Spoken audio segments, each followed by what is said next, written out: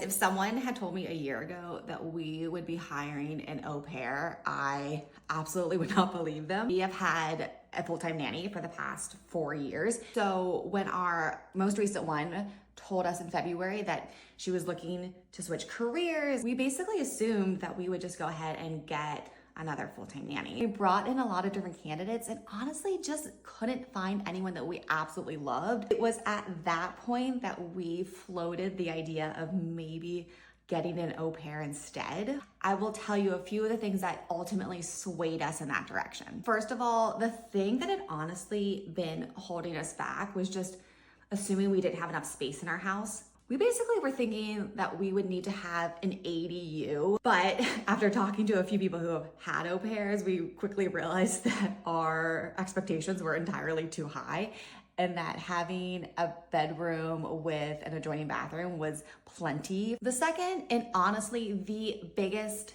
reason that we decided to go with an au pair, is scheduling flexibility. We have so much change happening this year, from school ending to the new baby coming this summer to school starting again in the fall. We just know our childcare needs are going to continue to flex throughout the year. The other thing that we know from our experience from going from 1 to 2 kids is that the ideal schedule for us is to have someone who can help out in the morning and then take some time off in the middle of the day and then help out again in the late afternoon, evening. Last consideration for us was cost. In addition to the weekly stipend that you pay them, you do have to pay the agency fee, and there are other cost considerations like full room and board, and I mean honestly just including them in all of the things related to your family, groceries, outings, trips if you plan to do that. Even with all of that added up though, we are estimating that having an au pair will cost us less than half